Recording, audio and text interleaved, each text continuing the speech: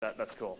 The other thing that I think is really meaningful about us working with Skype on this is that I think it underlies our approach to building this stuff. Right? We believe that the social infrastructure is so important to the way that this whole industry is going to develop that that's the part that we want to focus on, and we want to leave all of the different types of apps, or as much as possible, to independent entrepreneurs and companies who are going to be best in class at building those things. And that's a really different strategy, if you think about it, than the strategies of a lot of the other major internet companies out there who try to do everything themselves. And we just have this belief at Facebook, partially validated by the success that we've had with platforms so far, that independent entrepreneurs or entrepreneurs who focus on one specific type of thing will always do better than a company that's trying to do a million things.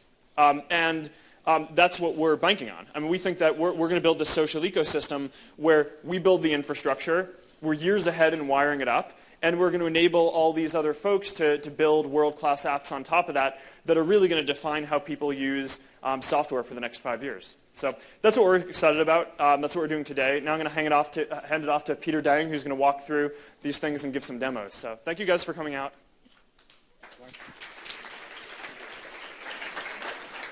Thank you, Mark. I'll start with group chat. So one of the things that we do here at Facebook is we look at how our users are using the product, and we listen to feedback, and that's where a lot of our ideas for new products come from. So just to give you a little background on group chat, we noticed that after launching the new groups less than a year ago, that people loved the feature. 50%, like Mark said, over 50% of the people on Facebook are active users of groups. And the other thing that we learned is that people love chatting with these groups. It's a great way to coordinate a dinner or coordinate a movie out. And because these groups are on average about 7 people per group, you really have that intimate relationship and intimate conversations. And we realized that we really wanted a good way for you to start these conversations more easily with ad hoc groups. So imagine that you have a spontaneous idea and you want to see a movie with a friend. You're not exactly sure what movie you want to see or who you want to go with. Today, with one click, you can add friends to chat and turn that into a group chat. I can add Wei here. And immediately, we're able to chat and kind of talk about what movie we want to see, coordinate the times, and all that stuff. So if your friends are online, they will see these messages immediately. If they are not available to chat, they'll receive a summary of the conversation at a later time. So that's group chat. Really easy to get started, and we'll be rolling that out starting today. The second thing I want to talk about is the new chat design. Like Mark said, chat is one of the most loved features on Facebook, and even though it's been kind of hard to start a conversation, it's not been the most prominent thing to start a chat conversation. And the new design that we're rolling out takes into account your browser size, and it takes into account, it kind of scales with your browser. So if your browser is wide enough, we will show you a sidebar, and the sidebar will include friends that are available, so you can start conversations right away. It'll also include friends that are currently unavailable to chat. And the reason we're doing this is because people that you want to talk to, they may not be online, but you want to send them a message very quickly. So we're giving you really one-click access to the people that you message most with the sidebar. The other thing that we're rolling out today is a simplified chat tab. So we've basically taken a look at the design, figured out what we want to launch in the coming months, and we adapted the design to fit that. So today we'll be rolling out video calling, which is what Philip will be talking about. But in addition to supporting group chat, we have an icon right there for one-on-one chats that I can go ahead and call Tom very quickly. But also worth noting is that as we roll these things out, we're going to be testing them and listening to users' feedback and kind of iterating along with that. So with that, Philip is going to give a demo and walk through video calling. Thank you.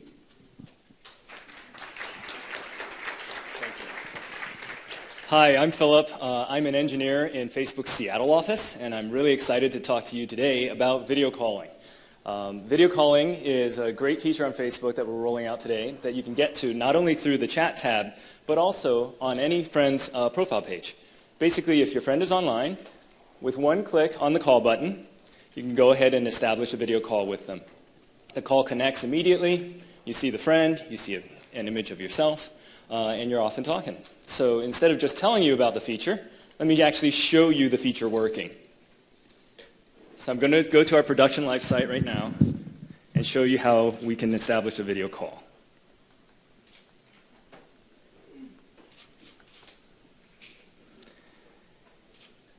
And so over here I've got Jerry, a friend of mine, on chat, and I can ask him, hey, what's up? Got a minute, right? So you're text chatting away with Jerry, and let's assume that Jerry does have a minute. He's typing to me back. And you see this start a video call button. This is how we're going to roll it out so that every user can actually use it quite easily. So all I have to do is click call. And right now we negotiate the call connections between the two machines. You see the video window getting ready and launching up. And then we connect right through to Jerry, wherever he is right now. We see a self-image of ourselves, and then his video loads so that I can see him. How are the launch numbers looking, Jerry? They're looking really good. We've already launched to millions of users. Awesome. So thanks a lot, guys. I know you guys are working hard. Yeah. I just wanted to call Let's in. say hi to Phil. Great. Great, awesome, thanks guys. I know that you guys are working hard, and the guys at Skype are obviously working hard also to make this happen. So I just wanted to say hi. I'm going to close our connection now, but I'm sure I'll see you soon, Jerry. Take care.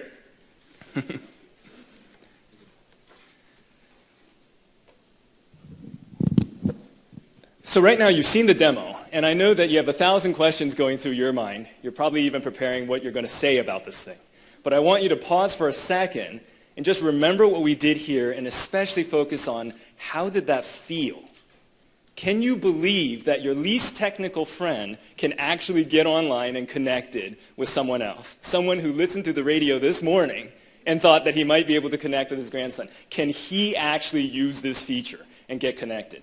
Absolutely. No separate accounts, no separate websites to go to. The download is small and easy. One button click to any online friend on a social network that already has all your friends. This is by far the easiest way to get connected by video. If it was any easier than that one click, it would be reading your mind, basically. Right? So I want to talk about a little bit about the effort we put in to make this possible for people. One of the classic hurdles to getting started on video calling, of course, is the download. And I want to show you what the downloads look like on the site. So you click call on your grandson's chat tab, right? And of course he has a parent using it with him. And then you click setup. And as soon as you approve the applet, it literally goes in and automatically downloads within the browser and immediately calls and connects. And later when you try this today, this should happen for you in under 30 seconds on any broadband connection. And it really is that easy. 2 clicks, I'm connected, and I'm looking at my friend and talking with them. So this is about the world's largest and best social network, the world's leading provider of video and telephony, and now the world's easiest one-click way to get connected by video to the ones you care about. It's Facebook video calling, and it's rolling out today. Thank you.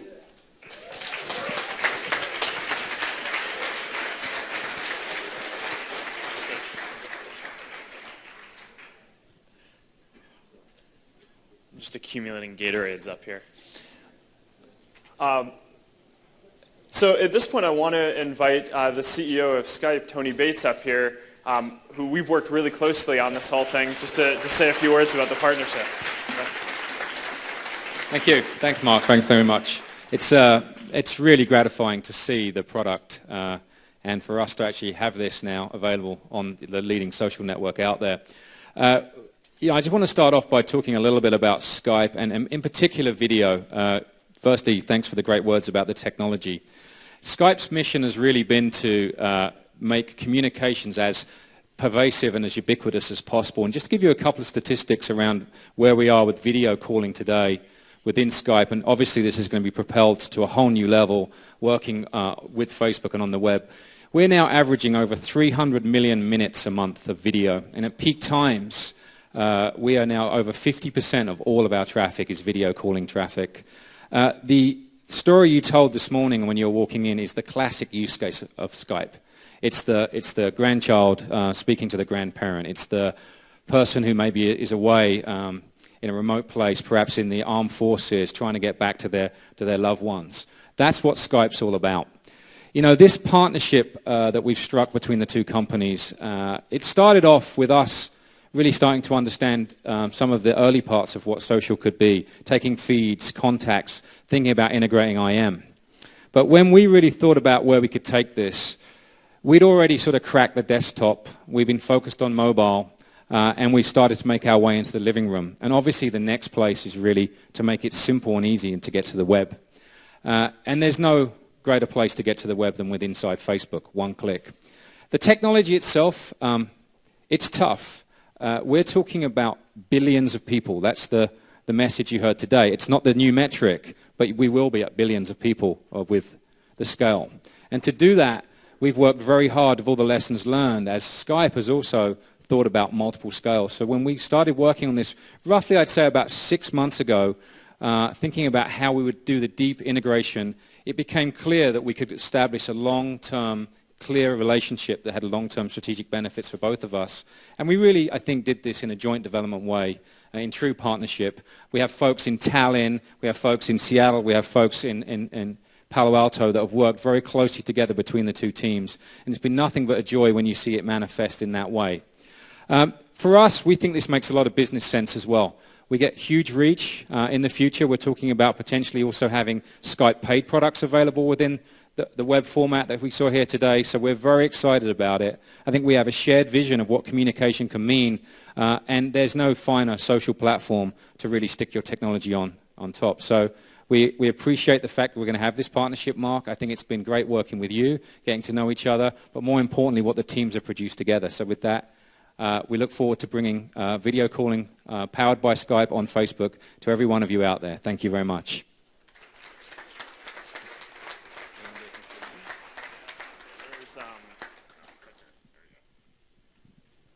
All right.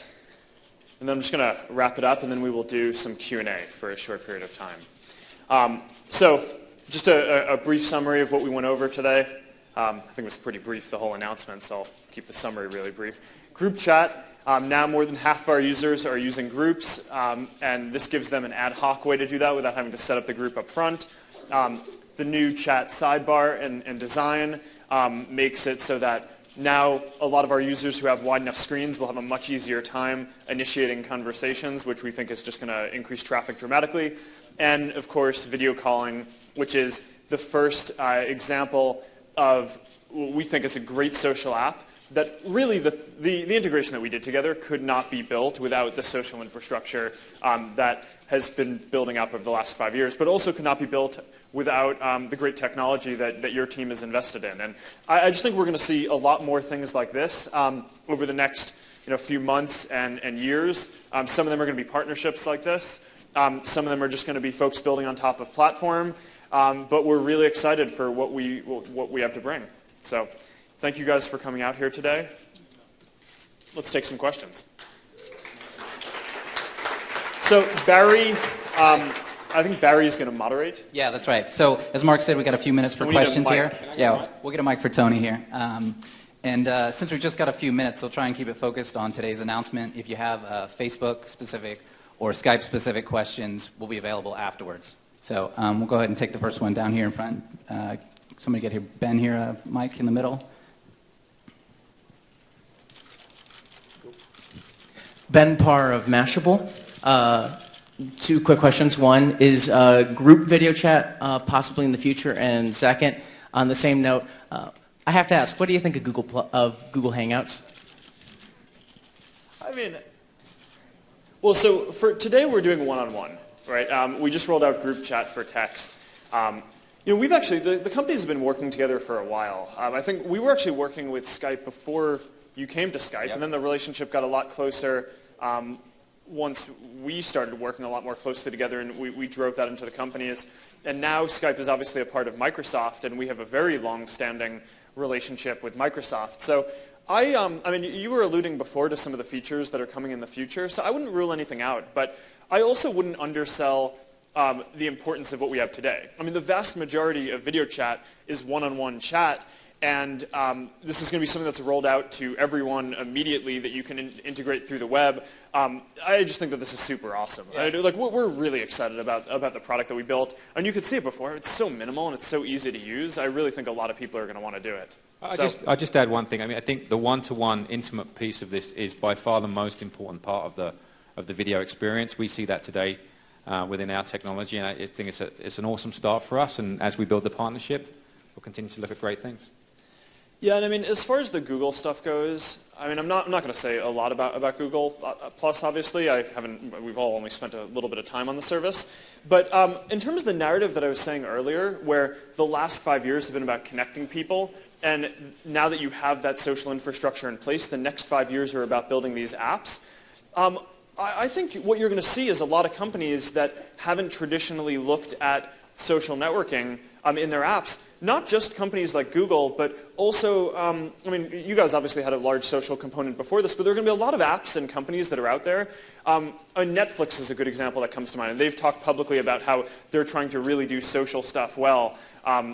And they haven't traditionally done social stuff, but now that there is the social infrastructure in place, I just think you're going to start seeing all these different companies trying to build on top of that. And it's going to be a hybrid in all these places between trying to build on top of social infrastructure that already exists, and some of the folks are going to try to build some of their own. And I don't know, I view a lot of this as validation that this is the way that the next 5 years are going to play out, right? I mean, every app is going to be social, and I just think our job is to stay focused on building the best service for that. And if we do that, then there's a massive market and a lot of value to be built in the world. And if we don't, then someone else will do it. Because I'm sure it's going to happen. Great. I think Greg's got a question here in the middle. Greg Sterling, Search Engine Land. So this is a question for Tony. This obviously does give you immediate reach into a huge community. Do you have any concern that people are going to switch from direct Skype usage to Facebook now because it's so simple, so elegant in integration, and you're already on Facebook?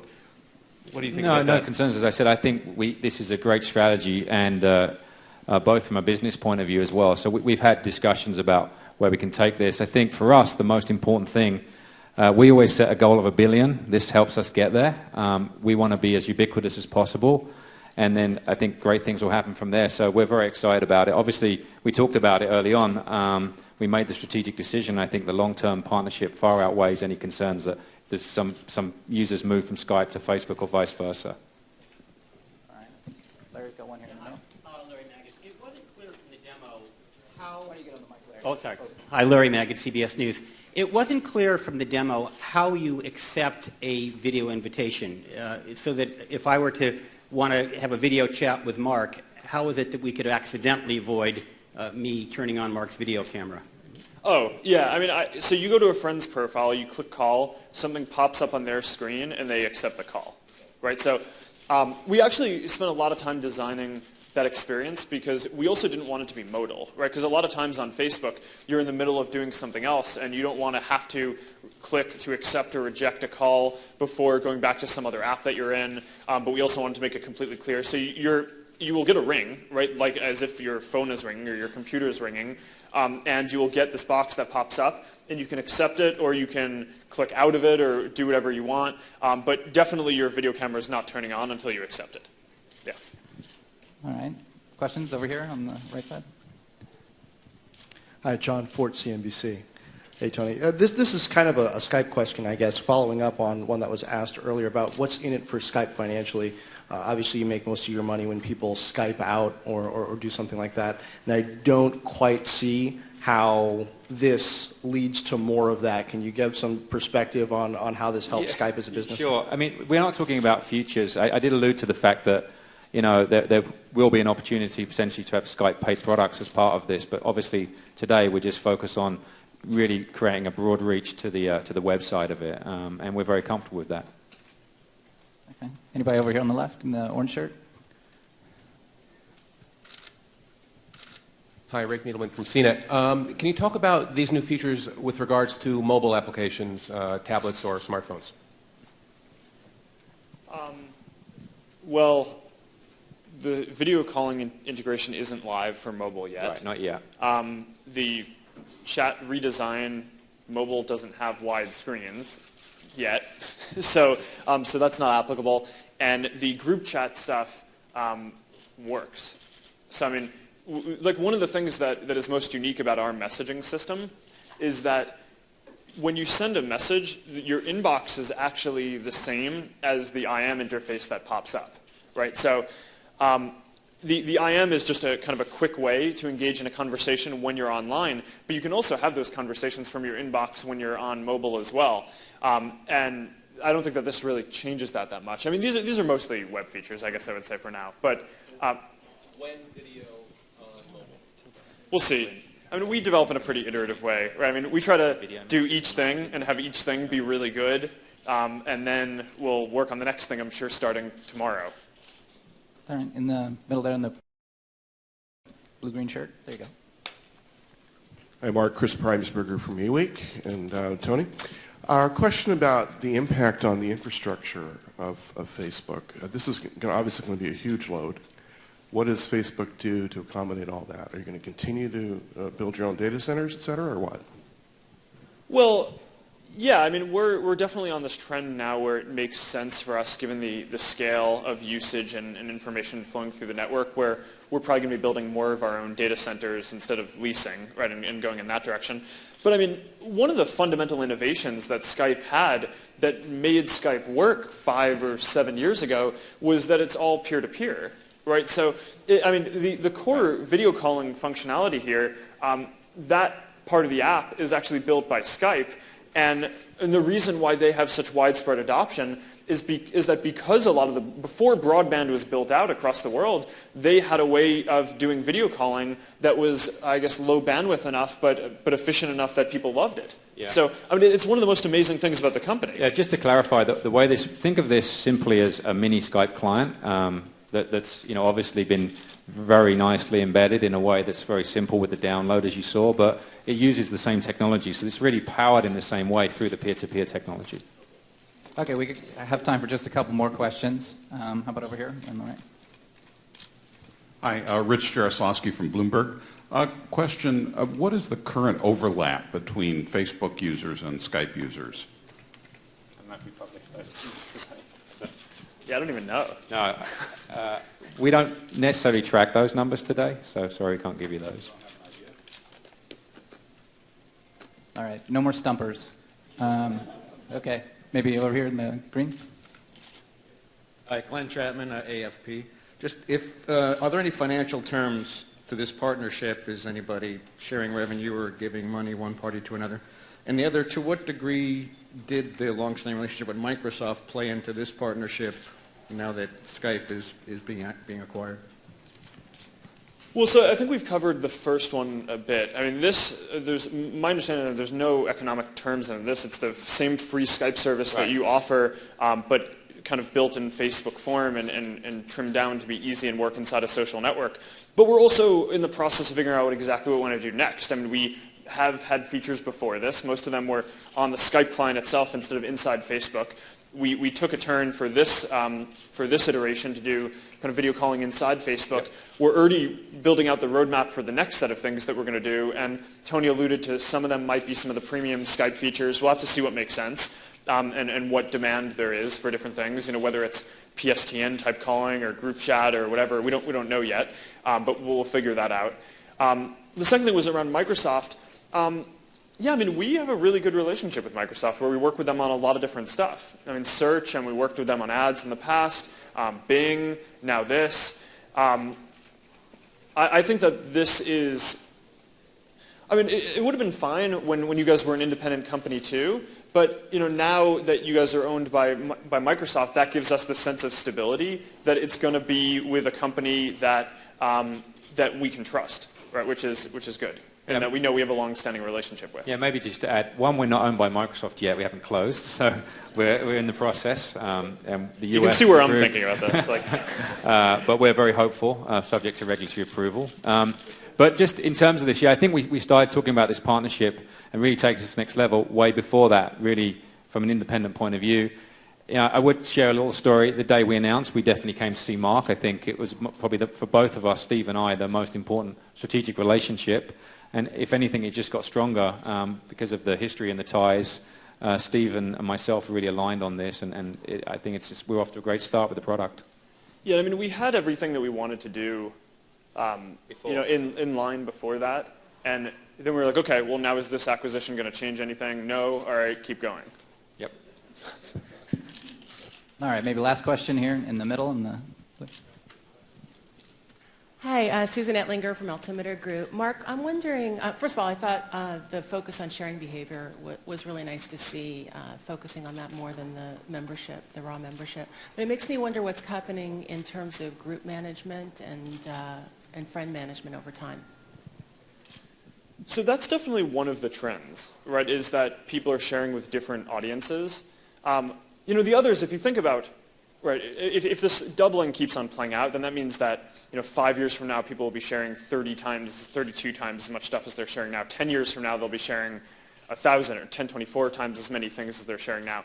So the question is, what trends play into that? And we have a few theories as to the major things that are going to play into that. So one is just going to be proliferation of apps, right? So there are going to be more different social experiences that people are going to have because all these different companies are going to build different social applications now, and that's just going to give people more ways to share things, including some are going to be passive, where you just say, okay, I'm going to use this app, please share this type of stuff on my behalf.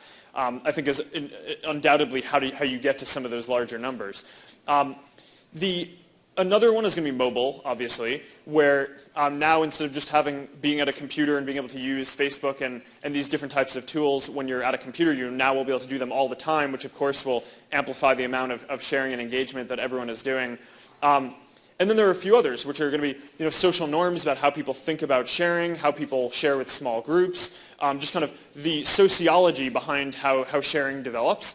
And I think that that's definitely a big part of it. Now, what we've done is we've focused on groups, right? And the definition of groups is a group that everyone inside the group knows who else is in the group. And the reason why we have done that is because we've just found that the majority of users don't want to take the time to configure a lot of this stuff themselves. I was kind of saying this before, but even just accepting friends, right, that simple binary action, not even putting people into groups, a huge amount of our users will never go out of their way to even add someone as a friend. They'll only be passive about that, and it will only get involved in the system when enough of the people that they know find them and ask them to be friends, and then they get pulled in. So that's one of the valuable things about allowing the network to do the work for you, right? And one of the reasons why in a really short amount of time we now have half of the user base, which is 750 million users now. That's a lot of people in less than a year to get ramped up and be in groups and be using them. So that's the approach that we think is a lot more promising. But I mean, there are going to be a lot of different approaches. I mean, we've done stuff with friend lists too. We have friend lists, right? I mean, people can use them. Power users do, and we've only ever seen about 5% of the user base want to adopt those. It's been more of a power user feature. But that doesn't mean that the people who use them don't get a lot of value out of them. But overall, I would actually say that the trend of these small groups being the thing that's driving the majority of sharing is not the biggest trend that we're seeing. It went in the order of the three things that I said before, where apps is actually the biggest thing for us. We're now just having more different apps integrate and be socially enabled is by far the biggest driver, and mobile is by far the second biggest driver, with the ability to segment stuff into groups and things like that being the third driver, which is still meaningful but is much smaller than the other two. So, all right. Thank you guys for coming out. Try it out. It's a lot of fun. Thanks. Yeah, thanks for joining us. For the folks in the room, we'll have the Skype team over on the left, and Andrew Bodsworth, one of the lead engineers on the project, and all-around stand-up guys will be in the middle, and we'll have Peter and Phil over here.